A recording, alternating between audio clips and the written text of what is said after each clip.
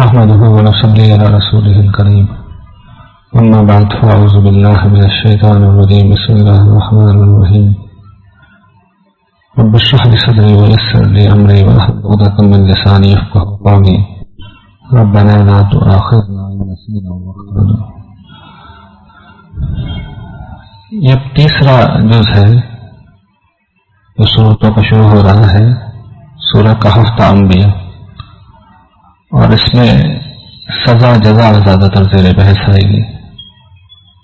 یعنی پہلے رسالت زیر بحث آئی، پھر رسالت کا پیغام جو کہ توحید ہے بنیادی طور پر، اور اب سزا جزا اس دنیا میں بھی اللہ تعالیٰ دیتے ہیں اور قیامت کے دن بھی دیں گے، اور اصل سزا جزا تو اسی روز کی ہے. تو قیامت، اس کے بعد کی زندگی، آخرت، حیات بعد از ممات، جنت جہنم، یہ سب اس کے مضامین ہیں. پہلا جوڑا کہف مریم، اور اس میں انبیاء اور غیر انبیاء کے لیے نصرت الہی کا ضابطہ ہے. سورہ کہف میں خاص طور پر نصرت الہی کے واقعات سنا کر رسول اللہ صلی اللہ علیہ وسلم اور ان کے ساتھیوں کو تسلی دی گئی ہے. شروع کی 8 آیات تمہید کی ہیں، جس میں بتایا گیا ہے کہ تخلیق کا سارا مقصد اگر کچھ ہے تو وہ امتحان ہے، اور امتحان کا لازمی نتیجہ سزا جزا ہے، اور اسی لیے ساری رہنمائی کا انتظام کیا جا رہا ہے. اور یہ بیان کیا جا رہا ہے سورت کے شروع میں کہ کل حمد، کل شکر اس پروردگار کا ہے جس نے اپنے بندے پر کتاب نازل کی، اور اس کتاب میں کوئی ٹیڑھ نہیں رکھی، بالکل سیدھی واضح بات کرنے والی کتاب ہے. اور نزول کتاب کا مقصد یہ ہے کہ لوگوں کو اللہ کے ایک سخت عذاب سے متنبہ کر دے، اور اہل ایمان کو یہ خوشخبری دے کہ اچھے کام کرنے والوں کے لیے بہترین اجر ہے جس میں وہ ہمیشہ رہیں گے. اور جن لوگوں نے یہ کہا کہ اللہ کا کوئی بیٹا ہے، ان کو خاص طور پر متنبہ کر دے. پچھلی 2 صورتوں میں آپ نے دیکھا تھا کہ یہود کا خاص طور پر ذکر تھا. اس حصے میں اب یہود کے بعد نصارہ بھی اللہ تعالیٰ اس بحث میں شامل کر لیں گے. تمہید میں ساری باتیں ڈائریکٹلی گویا کہ اللہ نے بیان کر دی، اور آپ دیکھتے جائیں گے کہ یہ ساری چیز میں زیر بحث آ جائیں گے. اور یہ مقصد بتایا جا رہا ہے کہ یہ دنیا میں جو کچھ ہم نے پیدا کیا ہے اس سرزمین کے اوپر، اس زمین کے اوپر، وہ اس کی خوبصورتی اور مزین کرنے کے لیے کیا ہے. اور سبب یہ ہے کہ ہم یہ دیکھنا چاہتے ہیں کہ کون اس خوبصورتی پر ریت جاتا ہے اور اس میں ہماری نافرمانی کرتا ہے، اور کون ہے جو اس سب کے باوجود اچھے عمل کرتا ہے. اور بہت جلد وہ وقت آ رہا ہے جب ہم اس سرزمین پر، اس زمین پر جو کچھ بھی ہے اس کو تباہ و برباد کر کے اس زمین کو ایک چٹیل میدان بنا دیں گے.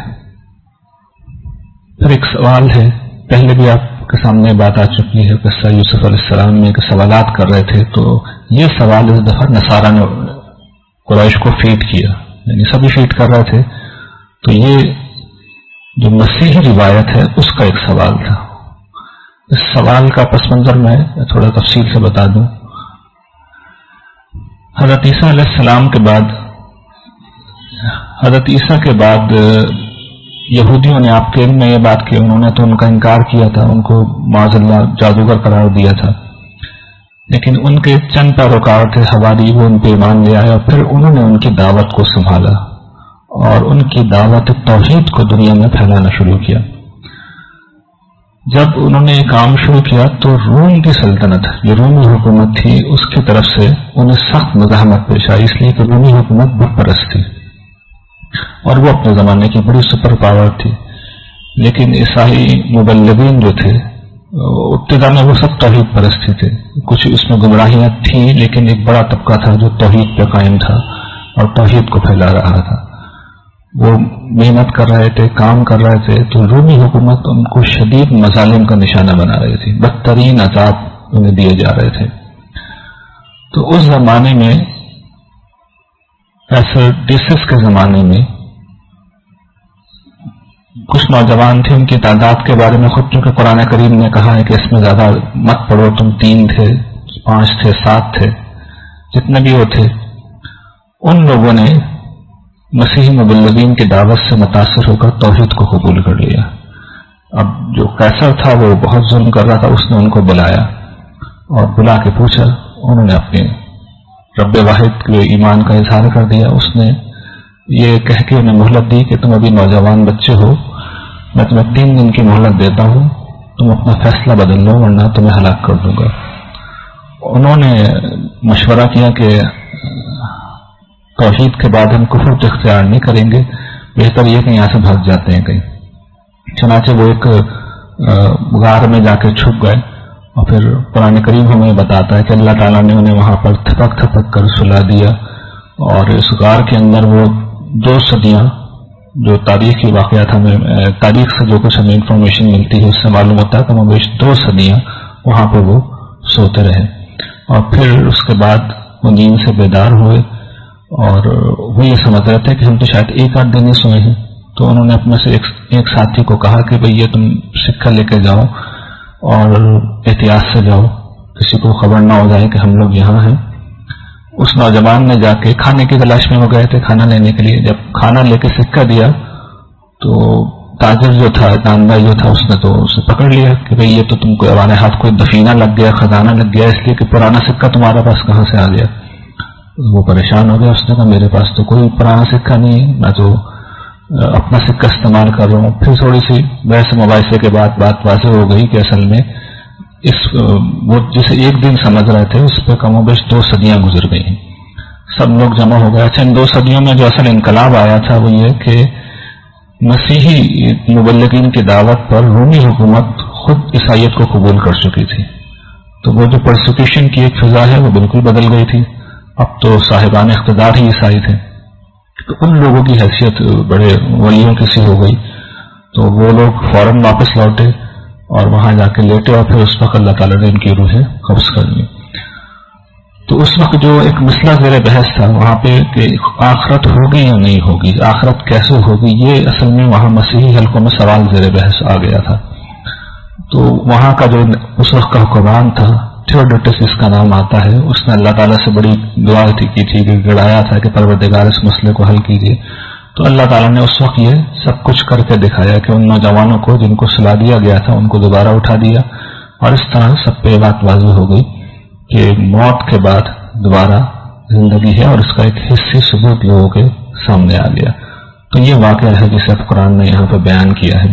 اس کے اندر کئی پہلو ہیں. ایک پہلو تو یہ صحابہ کرام کو بتانا ہے کہ دیکھو، جن لوگوں نے اللہ کی راہ میں ایک عزم کر لیا کہ وہ ہم توحید کو کسی صورت میں نہیں چھوڑیں گے، اللہ نے آؤٹ آف دا وے جا کے ان کی کتنی مدد کی ہے. تو تم بھی اسی طریقے سے استقامت دکھاؤ. دوسرا، حیات بعد از ممات کا ایک ثبوت اللہ تعالیٰ نے پیش کیا. تیسرا یہ کہ اب اس قصے میں بھی اور آگے بھی یہ بات آئے گی کہ اللہ تعالیٰ قصہ برائے قصہ نہیں سناتے، بلکہ جو اصل مقصد ہے وہ یہ کہ جو تعلیم توحید کی اور آخرت کی، وہ یہ بتاتے ہیں کہ ہر دور میں صالحین کی دعوت یہی رہی ہے، صالحین کا عمل یہی رہا ہے، صالحین کا عقیدہ یہ رہا ہے. چنانچہ اس قصے میں بھی آپ دیکھیں گے، یہ پہلے تو اس کی ذرا سے لوکیشن آپ چاہیں تو سمجھ لیں، یہ زمانہ قدیم کا متمدن دنیا ہے. یا آپ اس وقت اگر جہاں پہ میرا کرسر ہے یہ ترکی کا علاقہ ہے. اس میں جو افسوس کا شہر ہے یہ میڈیٹرین سی کے پاس، یہ اصل میں اس وقت لیڈیا لکھا ہوا ہے، یہ موجودہ ترکی ہے.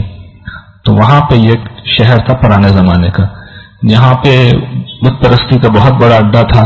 ڈائنا نام کی چاند دیوی، اس کی پرستش ہوتی تھی، اور اسی سے پھر وہ بھاگے تھے نوجوان توحید کو قبول کرنے کے بعد. تو پھر اللہ تعالیٰ نے ان کی اس طرح مدد کی. قرآن نے اس واقعے کو بیان کیا ہے، اور خاص طور پہ جو اہم بات ہے اس میں ہے وہ یہ کہ اللہ تعالیٰ کہتے ہیں کہ ہم نے ان کے دل مضبوط کر دیے جب انہوں نے یہ بات کہی کہ ہمارا رب تو وہ ہے جو آسمان و زمین کا رب ہے، اور اس کو چھوڑ کے ہم کسی کو معبود نہیں پکاریں گے. اگر ہم ایسا کہیں گے تو ہم بڑی غلط اور بیجا بے اصل بات کہیں گے. یہ اللہ تعالیٰ بتا رہے ہیں، مسیحیوں کو بھی بتا رہے ہیں اور قریش کو بھی بتا رہے ہیں کہ صالحین کا رویہ ہمیشہ سے ایک ہی رہا ہے، وہ توحید کا رویہ ہے. اور پھر وہ یہ بتا رہے ہیں کہ ان لوگوں کا رویہ کیا تھا، یہ ہماری قوم ہے جنہوں نے اللہ کو چھوڑ کے دوسروں کو معبود بنا لیا ہے. یہ ان کے دوسروں کے معبود ہونے پہ کوئی دلیل کیوں نہیں لاتے؟ یہ وہ بات ہے جو قرآن بھی کہہ رہا تھا. تو قرآن نے ان کے الفاظ نقل کر کے بتا دیے کہ مشرکین کا مسئلہ ہر دور میں ایک ہی ہوتا ہے.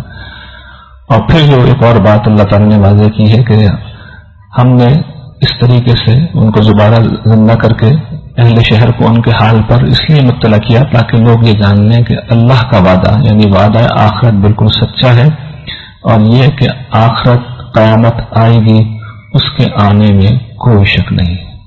تو یہ پہلی چیز ہے، یہ سورہ کہف کا آغاز یہیں سے ہوا ہے۔ اس کے بعد پھر وہی کفار جو کہ ہٹ دھرمی کے اوپر کھڑے ہوئے تھے تو اور بہت ظلم و ستم کر رہے تھے مسلمانوں پہ، تو اب اللہ تعالیٰ نے انہیں تنبیہ بھی کی ہے، اہل ایمان کو ان کے اجر کی امید بھی دلائی ہے، اور پھر ایک واقعہ سنا کے مسلمانوں کو بتایا ہے کہ یہ کیا ہو رہا ہے۔ یہ تذکیر ہے وہ میں یہاں بیان کر دیتا ہوں۔ اللہ تعالیٰ ان کفار کو وارن کرتے ہیں کہ دیکھو ان ظالموں کے لیے ہم نے وہ آگ تیار کر رکھی ہے جس کی قنات ہیں، یعنی جس کی چاروں طرف سے وہ قنات سی بن جائے گی، لپٹیں اس طرح بلند ہوں گی، وہ ان کو گھیر لے گی، اور جب وہ پانی مانگیں گے شدید پیاس کے مارے تو ایسے پانی سے ان کی مہمان نوازی کی جائے گی، پانی پلایا جائے گا جو پگھلے ہوئے تانبا ہوگا، اور وہ ان کے منہ جھلس دے گا، اور بہت ہی برا وہ مشروب ہوگا، اور بہت ہی برا وہ ٹھکانہ ہے۔ اور جو ایمان لائے ہیں اور عمل صالح کا راستہ جنہوں نے اختیار کیا ہے، تو ہم ایسے لوگوں کا اجر ضائع نہیں کرتے جو اچھے عمل کریں۔ ان کے لیے ان کے رب کے پاس باغ ہیں جن کے نیچے نہریں بہتی ہیں۔ اور اب یہ دیکھیے، اب جو کہ سزا کا ذکر ہے قرآن میں، اب یہاں سے وہ مقامات اب شروع ہوں گے اور آخر تک جائیں گے جب جنت کی اور جہنم دونوں کی بہت تفصیل آنا شروع ہو جائے گی، ابھی تک وہ نہیں آ رہی تھی۔ ہم انہیں ایسی جنتوں میں داخل کریں گے جن کے نیچے باغ ہوں گے، وہاں پہ انہیں کنگن پہنائے جائیں گے سونے کے۔ زمانہ قدیم میں بادشاہوں کو کنگن پہنائے جاتے تھے، اور ان کو سبز رنگ کے ریشم، موٹے ریشم اور دبیل ریشم اور باریک ریشم کے کپڑے انہیں پہنائے جائیں گے، سندس اور استبرق کے، اور وہاں پہ وہ نشستوں پر ٹیک لگائے بیٹھے ہوں گے۔ کیا ہی اچھا بدلہ ہے اور کیا ہی اچھا یہ ٹھکانہ ہے۔ پھر قرآن کریم بتا رہا ہے کہ ان لوگوں کا مسئلہ کیا ہے۔ اس مسئلے کو اللہ تعالیٰ پوائنٹ آؤٹ کر کے بتاتے ہیں کہ انہوں نے مال و اولاد کو سب کچھ بنا لیا ہے، دنیا کی زندگی پر ریچھ گئے۔ تو اللہ تعالیٰ یہ کہتے ہیں کہ یہ جو تمہارے مال ہے، یہ جو اولاد ہے، یہ دنیا کا سامان ہے، دنیا کی زینت ہے، دنیا کی خوبصورتی ہے، اور نہیں رہ جائے گی۔ جو باقی رہنے والی چیزیں ہیں وہ عمل صالح ہے، وہ ایمان ہے، وہ اخلاق ہے، وہ تمہارے پروردگار کے پاس بدلے کے اعتبار سے بھی بہتر ہے، اور اگر تم کسی سے امید کرنا چاہتے ہو تو وہ امید کے اعتبار سے بھی بہتر ہے۔ اس پہ سب سے اچھا تبصرہ تو خود رسول اللہ صلی اللہ علیہ وسلم نے کیا ہے نا۔ آپ نے فرمایا کہ ابن آدم کہتا ہے میرا مال، میرا مال۔ تمہارا مال کیا ہے؟ تمہارا مال وہ ہے جو تم نے کھا لیا، پی لیا، پہن لیا، باقی وارثوں کا مال ہے۔ کروڑوں اربوں بھی کماؤ گے تو اصل میں وارث کھائیں گے اسے۔ تمہاری کوٹھیاں یہیں رہ جائیں گی، گاڑیاں یہیں رہ جائیں گی، تمہارے کاروبار یہیں رہ جائیں گے۔ میں پہلے بھی بیان کر چکا ہوں کہ وہ کفن پہن کے جاؤ گے جس میں جیب نہیں ہوتی۔ تو یہ میرا مال کیا چیز ہے؟ تمہارا مال وہ ہے جو تم یا تو اعتدال میں رہ کے اپنے اوپر خرچ کر لو، یا ذخیرہ آخرت آگے کر کے بھیج دو، وہ ہے تمہارا مال۔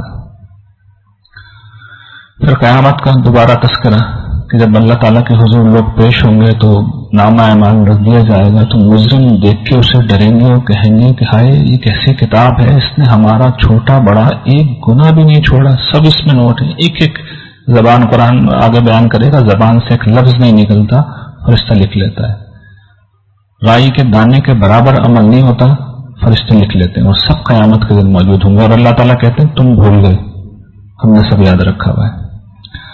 تو جو انسان کرے گا اللہ تعالیٰ کہتے ہیں وہ سب وہاں پالے گا، اور تمہارا رب ذرہ برابر کسی پہ ظلم نہیں کرے گا۔ پھر واقع ابلیس ہے اور آدم ہے، اس میں جو اہم بات ہے وہ لوگ اکثر سوال کرتے ہیں، ابلیس جن تھا، قرآن میں یہ مقام ہے جہاں پہ واضح کر دیا اللہ تعالیٰ نے کہ ابلیس جن تھا، کان من الجن۔ ظلم و ستم کی اس فضا میں مسلمانوں کے ذہنوں میں سوال یہ پیدا ہو رہا تھا کہ پروردگار یہ کیا ہو رہا ہے اور کیوں ہو رہا ہے؟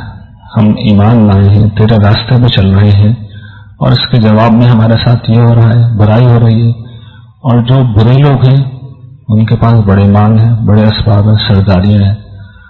تو یہ سوال تھا جو ذہنوں میں پیدا ہو رہا ہے۔ تو اس کے جواب میں اللہ تعالیٰ نے قصہ ہے جو یہاں پہ سنایا ہے۔ حضرت موسیٰ اپنے غلام یوشع بن نون کے ساتھ، ان کی قوم کے فرد تھے، بعد میں یہی ان کے پھر خلیفہ ہوئے۔ उनके साथ हुक्म था अल्लाह ताला के कि तुम जाओ।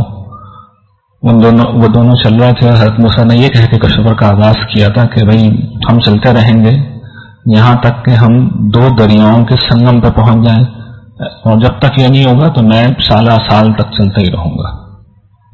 जब वो संगम पे पहुंचे तो वहां पे एक अजीब वाकया ये हुआ कि उनकी मछली एक पुरस्कार तरीके से, मछली तो जाहिर बात है मुर्दा थी, उनके पास थैली में निकल के समंदर में चली गई, दरिया में। वहां से वो आगे बढ़ गए। तो ये मैंने एक नक्शा भी आपके सामने रख दिया। ये मिस्र है, दरियाए नील के किनारे किनारे लगता है कि वो लोग जा रहे थे, और चलते चलते वो मौजूदा शहर जो खर्तूम है सूडान में, यहाँ पे वो बहरीन, आपने सवात में भी अच्छे दिनों में गए होंगे तो वहाँ बहरीन एक जगह है, दो दरिया आके मिलते हैं। तो दो दरिया वहां पे भी मिल रहे थे। दरिया नील में भी एक मुकाम आता है जहाँ पे बहरुल अबियद और बहरुल अर्ज़क, नीला और सफेद दरिया जिसे कहते हैं, वहां पर गालिबन ये वाकया पेश आया। हजरत मूसा ने अपने गुलाम से कहा कि खाना लाओ, बहुत थक गए। तो उन्होंने कहा कि देखिए जब हम वहां पीछे चट्टान के पास थे ना, तो वो मछली वहां पे एक अजीब तरीके से समंदर में चली गई और मैं आपसे उसका जिक्र करना भूल गया, शैतान ने मुझे भुला दिया। तो उन्होंने कहा कि अच्छा ये तो वही चीज है जिसकी मैं तलाश में था। इससे ही जाहिर होता है कि अल्लाह ताला ने उन्हें बता दिया था कि इस मुकाम पे तुम्हें रुक जाना होगा। तो वो खरागे निकल गए, तो वापस उल्टे कदमों वो लौट के उसी जगह पे आए। वहां उन्होंने, अल्लाह ताला कहते हैं कि हमारे एक बंदे को पाया जिसे हमने अपने पास से रहमत और एक खास इल्म दिया था। रिवायत में आता है वो हजरत खजर थे, कारकुनान क़ज़ा व क़दर में से। हजरत मूसा ने उनसे कहा कि मैं आपके साथ चलना चाहता हूं ताकि जो अल्लाह ताला ने आपको सिखाया है मैं भी उसमें से कुछ सीखूं। उन्होंने कहा तुम मेरे साथ सब्र नहीं कर सकते मूसा, आप कैसे सब्र कर सकते हैं जिन चीजों का आपको कुछ इल्म नहीं है। हज़रत मूसा ने कहा कि इंशाअल्लाह आप मुझे सब्र करने वालों में से पाएंगे और मैं आपकी बात को कभी नो नहीं कहूंगा, नफी नहीं करूंगा। उन्होंने कहा कि ठीक है, अगर मेरे साथ चल रहे हो सवाल मत करना कोई, यहां तक कि मैं खुद बताऊं कोई चीज। दोनों चले। पहला वाकया ये हुआ कि किश्ती में सवार हुए, उन्होंने किश्ती में बैठते किश्ती को शिगाफ कर दिया। हजरत मूसा पैगंबर थे, उन्होंने जाहिर बात है बड़ी मायूब बात है, ये किसी सूरत में अलाउ नहीं है ये काम कि आप कहीं जा रहे हैं उसका नुकसान कर दें। हजरत मूसा ने फौरन कहा, सवाल किया कि आपने ये क्या किया, किश्ती में शिगाफ कर दिया ताकि लोग डूब जाए, बहुत बुरी बात है। उन्होंने कहा मैंने कहा था ना आप मेरे साथ सब्र नहीं कर सकते। सही नहीं। मूसा ने कहा कि आप मेरी माजरत कबूल कीजिए, मैं भूल गया था और एक दफा भूला हूं, आप उस पर सख्ती ना कीजिए। आगे चले, इन्होंने इससे भी बड़ा काम किया। एक बच्चा नजर आया, उन्होंने उसको कत्ल कर दिया। पैगंबर थे, कैसे खामोश रह सकते थे। उन्होंने कहा आपने एक मासूम जान को, उसने कोई जुर्म भी नहीं किया, किसी और को नहीं मारा, आपने उसे कत्ल किया, ये बहुत बुरी बात। उन्होंने कहा मैंने कहा था ना आप मेरे साथ सब्र नहीं कर सकते। उन्होंने कहा देखिए इसके बाद में अगर आपसे कुछ पूछूं ना तो आप मुझे अपने साथ मत रखिएगा, अब तो आपको मेरी तरफ से उधर पहुंच गया। फिर चले, दोनों आ गए। एक बस्ती में पहुंचे तो उन्होंने, खाना वाले बन इनके पास नहीं था, उन्होंने खाना मांगा और बस्ती वालों ने खाना खिलाने से इनकार कर दिया। ये उस जमाने में एक बहुत ही मायूब बात थी, आखिरी दर्जे की मायूब बात थी कि मेहमानों को खाना ना दिया जाए और उनकी मेजबानी ना की जाए, क्योंकि कोई सराय होटल तो होता नहीं था। खैर शहर से बाहर जैसे ही निकले तो एक दीवार टेढ़ी हो रही थी, गिरने वाली थी, उन्होंने उसको ठीक कर दिया, मेहनत करके उसको उठा दिया, पुख्ता कर दिया। हज़रत मूसा ने कहा कि आप चाहते तो इसके बदले में उनसे खाना ले सकते थे, कोई बदला ले लेते। हज़रत खज़र ने कहा कि बस अब ये मेरे आपकी जुदाई का वक्त आ गया, अब मैं आपको बताता हूं कि क्या हुआ था। जो किश्ती थी वो असल में कुछ गरीबों की थी जो मेहनत मजदूरी करते थे, पेट पालते थे अपना। मैंने उसे इसलिए अबदार किया कि आगे एक बादशाह था और वो सारी अच्छी अच्छी किश्तियों को अपने किसी सफर के लिए पकड़ के जबर के साथ कब्जे में ले रहा था, तो इसमें थोड़ा सा अब मैंने डाल दिया। ये तख्ते बाद में भी लग सकते थे, वो उन्होंने लगा लिए, लेकिन किश्ती अगर उनकी सही सालिम वहां पहुंच जाती तो बादशाह छीन लेता, पूरी किश्ती उनके हाथ से चले जाती। तो ये परवरदिगार की हिकमत थी कि बंदा मोमिन को बाज़ औक़ात थोड़ा नुकसान पहुंचाते हैं वो, लेकिन असल में बड़े नुकसान से बचा रहे होते। तो ये एक हिकमत है जो उन्होंने वादे की। वो जो लड़का था اس کے والدین مومن تھے، اور ہمیں اندیشہ تھا کہ وہ بڑا ہوگا تو بڑا ہونے کے بعد وہ ان کے اوپر بڑی زیادتی کرے گا اور انہیں تنگ کرے گا، کفر میں مبتلا ہوگا، ان کی حق تلفی کرے گا، ان کے ساتھ زیادتی کرے گا. تو ہم نے یہ چاہا کہ ان کا رب انہیں ایک بہتر اولاد دے جو ان کے حقوق بہتر طریقے سے ادا کرنے والی ہو، اس لیے ہم نے اسے قتل کر دیا. اور ظاہر بات ہے کہ والدین کے لیے تو بہت بڑا صدمہ، لیکن یہ صرف اللہ کی حکمت جانتی ہے کہ بڑا ہو کے اس بچے نے کیا بننا تھا. وہ جو دیوار تھی اس کا معاملہ یہ تھا کہ 2 یا 3 بچوں کا وہ مکان تھا جو شہر میں رہتے تھے، اس کے مکان تو گر گیا تھا، ایک دیوار رہ گئی تھی. ان کے والدین نیک تھے، انہوں نے اس میں کسی زمانے میں اچھے وقتوں میں اپنا خزانہ اس کے نیچے دفن کر دیا تھا، اور بچے جب بڑے ہو جاتے تو وہ نکال لیتے اپنے مکان سے. دیوار اگر گر جاتی تو وہ سامنے آ جاتا سب کے سامنے. تو تمہارے رب نے یہ چاہا کہ وہ بڑے ہو جائیں بچے، اور بڑے ہونے کے بعد اپنا خزانہ نکال لیں. تو یہ رب کی رحمت ہے. تو اب یہ دیکھیے، جو تیسرا واقعہ یہ کیا بتا رہا، 2 واقعات نے تو آپ کو یہ بتایا کہ اللہ تعالیٰ اچھوں کے ساتھ برائی بظاہر لگتا ہے کہ ہو رہی ہے، لیکن اللہ تعالیٰ بھلائی کر رہے ہوتے ہیں، تھوڑا نقصان پہنچا کے بڑے نقصان سے بچا رہے ہوتے ہیں. اور تیسرا واقعہ یہ بتا رہا ہے کہ بروں کے ساتھ بھی بظاہر اچھائی ہو رہی ہوتی ہے، بروں کے ساتھ بھی بظاہر اچھائی ہو رہی ہوتی ہے. وہ بروں کے ساتھ نہیں ہو رہی ہوتی بلکہ وہ بھی کسی اچھے کے ساتھ ہی ہو رہی ہوتی ہے، لیکن ہم ظاہر بن لوگ دیکھ نہیں سکتے. تو اللہ تعالیٰ چونکہ سب چیزیں جانتے ہیں، آگے پیچھے کی ساری معلومات رکھتے ہیں، تو وہ دنیا کے معاملات میں یہ بھی یہاں سے ظاہر ہوتا ہے کہ اللہ تعالیٰ مداخلت کرتے ہیں. اور یہ میں توجہ آپ کو دلاؤں کہ یہ ان میں سے جن لوگوں کے ساتھ معاملات ہیں ان میں سے کوئی بھی پیغمبر نہیں تھا، یعنی وہ میرے آپ جیسے عام لوگ تھے. تو اللہ تعالیٰ ایسا نہیں ہے کہ دنیا کا نظام پیدا کرنے کے بعد، میں بار بار بیان کرتا ہوں کہ کہیں لانگ لیو پہ گئے ہیں، وہ سب چلاتے ہیں، انٹروین کرتے ہیں بار بار. صالحین کے لیے وہ خاص طور پہ کرتے ہیں. اور جس طرح ہم نے سورہ اعراف میں دیکھا تھا، وہ کہتے ہیں کہ میں نے تو سب کچھ نیکوکاروں کے لیے کیا ہے، لیکن آزمائش کی وجہ سے کفار بھی فائدہ اٹھا لیتے ہیں. تو قیامت کے دن تو سب کچھ میں اپنے نیک بندوں کو دوں گا. اس کے بعد یہ آخری ایک اور واقعہ ہے، یہ سوال ہے اصل میں جو کیا تھا، یہ یہودیوں کی طرف سے آیا تھا. یہ جو پہلی سزا ملی تھی یہودیوں کو، جس کا ذکر ابھی ہم نے پہلے سیشن میں کیا، 6 لاکھ یہودی مار کے بخت نصر اور 6 لاکھ کو غلام بنا کے لے گیا تھا. تو اس کے تقریباً 1 صدی بعد اس زمانے میں ایک بہت بڑا بادشاہ اللہ تعالیٰ نے پیدا کیا، سائرس جس کا نام تھا. وہ ایران کا حکمران تھا، لیکن اس وقت کا پورا سویلائز ورلڈ اس کے زیر نگین تھا. اس نے بابل پہ بھی حملہ کیا، اور پھر یہودیوں کو نجات دلا کے اس نے ہی پھر ہیکل کو کہا تھا کہ تعمیر کر لو. تو وہ ایک بہت صالح بادشاہ تھا، بندہ مومن تھا.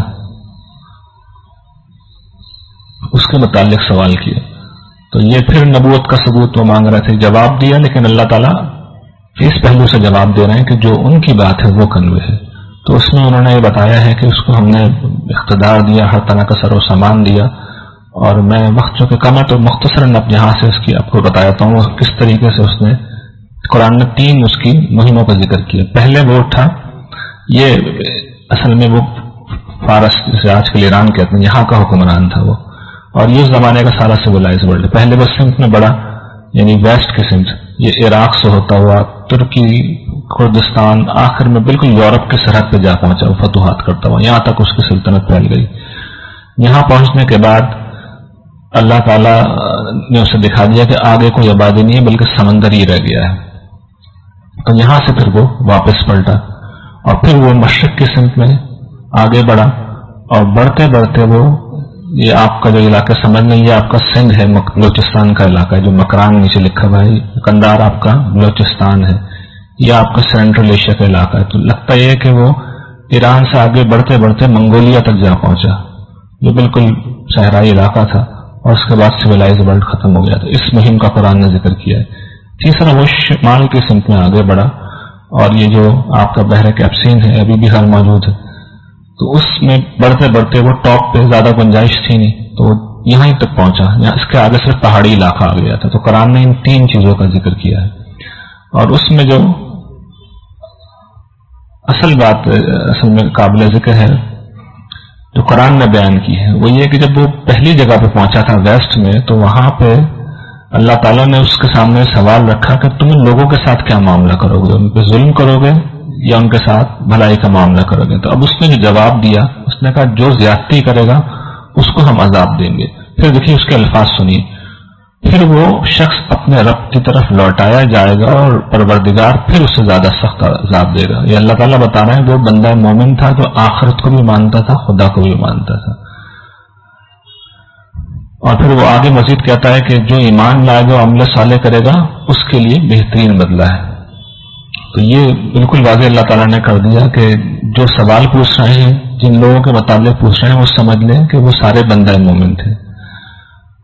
پھر اسی طریقے سے قرآن نے اس کی جو تیسری مہم کا ذکر کیا، وہاں پہ ایک اور چیز بھی تھی کہ یاجوج ماجوج تھے، جو تیسری قوم تھی جو شمال کی سمت میں تھی، تو وہاں کی قوم اس سے کہنے لگی کہ یاجوج ماجوج ہمیں بہت تنگ کرتے ہیں۔ یاجوج ماجوج کون ہے؟ سورہ انبیاء میں اس کی تفصیل کر دوں گا۔ تو آپ جو ہے وہ ہم سے پھر ٹیکس لے لیجیے اور ایک دیوار بنا دیجیے۔ انہوں نے کہا مجھے ٹیکس کی ضرورت نہیں، پیسے میرے پاس بہت ہیں، تم اپنے لوگ مجھے دے دو۔